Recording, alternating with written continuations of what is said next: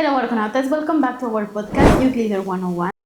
In today's episode, we're going to talk about non-formal education and how it's important and what role it has for youth workers in today's society. For today, we have Pablo and Ahmet. I'm Pablo, I'm 19. I'm in the youth exchange representing Spain. I'm a volunteer of an association in Spain too. Hello, I'm Ahmet. I'm participating from Turkey. I'm a university student. My department is physical education teacher. I am 22. I'm happy to be in here. I'm also happy to have you here because today, as I mentioned, we're going to talk about non-formal education, and the most important thing is that you give your view in this topic. So for that, I want to ask you, Pablo, what in your words would be non-formal education? Okay, I don't have work, but in my association, for example, the non-formal education is so important because the kids are always making tasks and so stressful, and it's so important when they do another thing outdoor schools. It's important to be in a comfortable place. But if the people go to school and then when go to my association, to the activities, to the event, to the workshop, and it's more than the school, it's like I will not go. So it's like a comfortable space to make the best. Yes. Okay. So, and for you, Ahmed, what would you say it is non-formal Non-formal education is very important for the child because the child doesn't know anything. They are going to school, and after the school, they don't have any activities.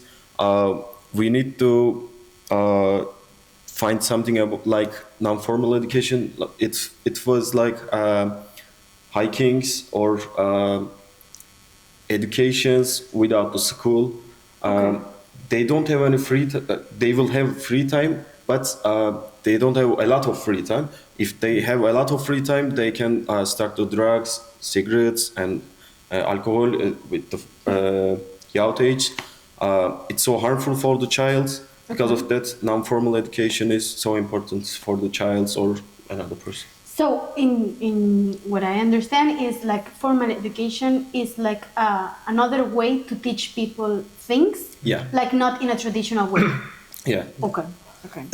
So, what would you say that is the difference from this traditional way from non-formal education? What difference are between them? I can start it. The formal education is there is a time management, and also they are going to somewhere. There is planned events, but at the non-formal education, there is nothing. You can learn something at the streets or somewhere. You can learn, you can teach. It's non-formal education's differences. If the formal education is you can go to school, university, or a youth center. That is the differences with the non-formal education. Okay. And for you, Pablo? This explain was great, so I will give an example. In the university, for example, there are two types of teachers.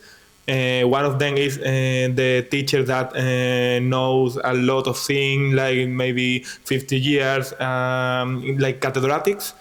There are the young teachers that is in my first year. I have only 5 years, so it's better a youth teacher doing the things well than a cathedratic, for example, doing the things bad. Because if you know a lot of things but you don't know how to teach it, you are fucked. Yes. Okay. And Pablo, can you tell me, like, you're saying that there's another way to do it. So can you give me like an example of that non-formal education that you were talking about? If, for example, in your university or if in the volunteer that you're doing now? Okay, for example, if you only put like a PowerPoint and you teach the thing, this is this is the other, the people will be like in another things. So if you question things ask things to the people and make debates, for example, it will be better. Okay. Because the people contrast different opinions will be the best way for me. Okay. I will give an example from my department. Okay. As I said, my department is physical education teacher. I can teach something in the class to my students, but I can't teach everything in the class. Okay. We need to go somewhere like running or pistes, stadiums.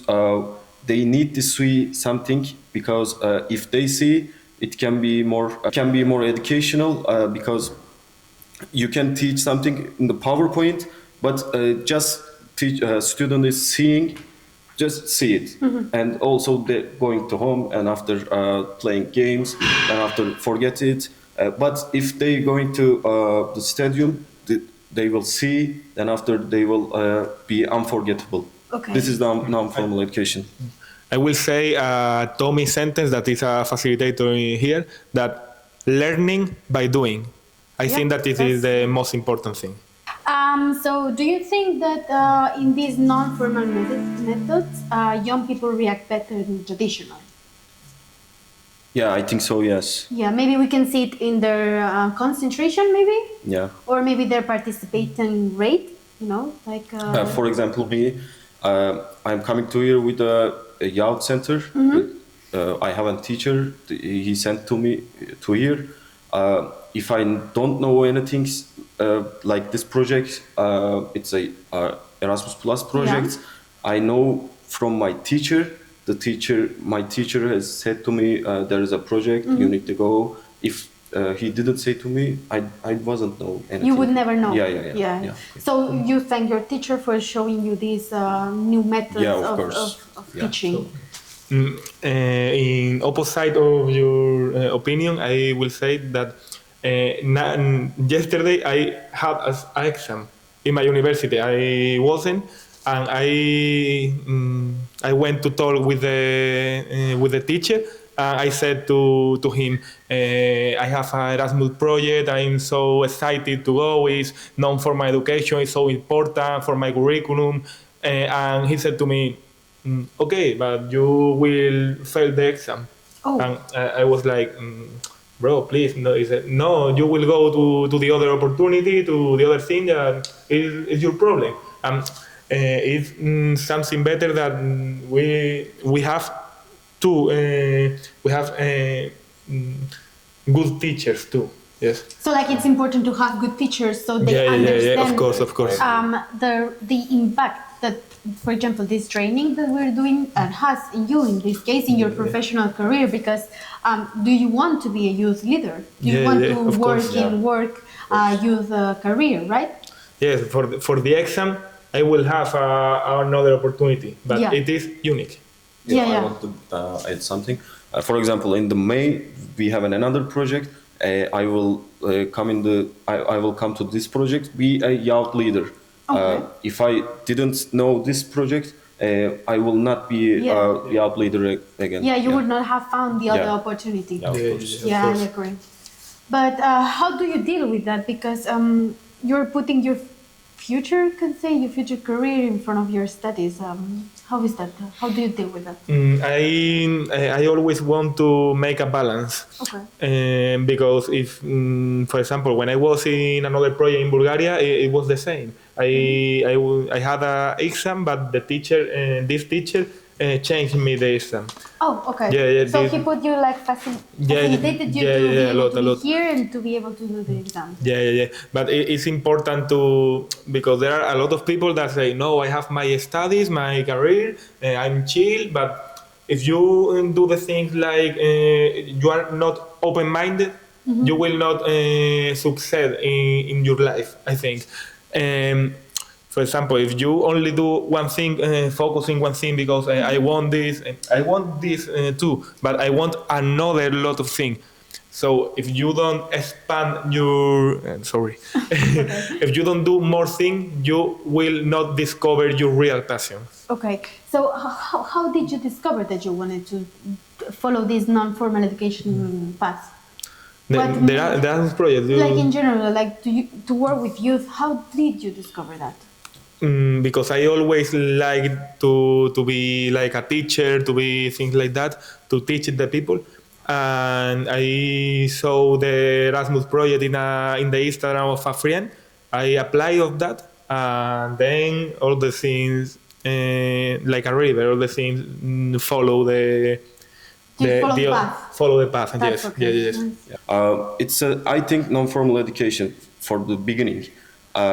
Like the Erasmus Plus projects, I can say my teacher said to me there is a project, you can go there, and after firstly, the I'm very scared of the projects because I am going to abroad.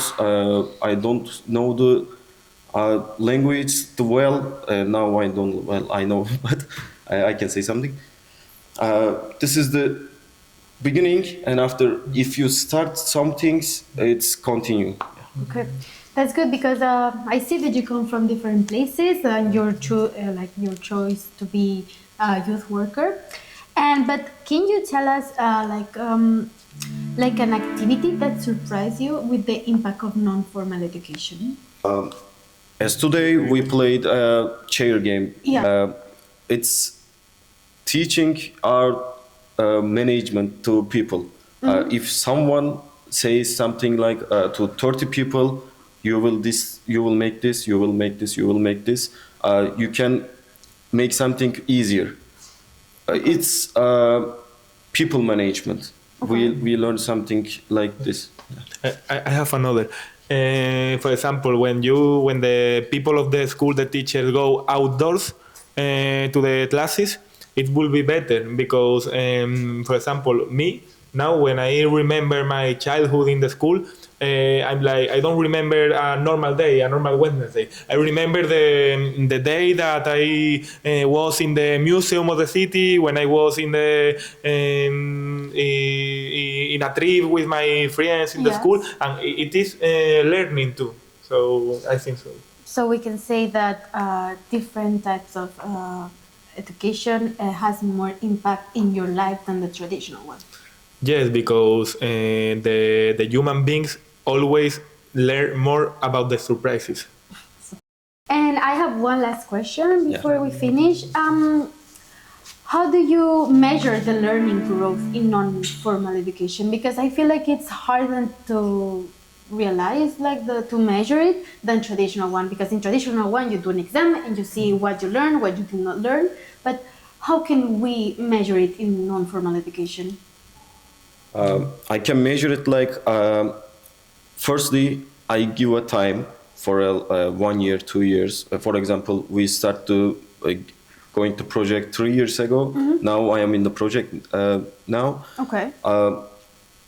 Who wants to go to the project? Who don't want to go to project?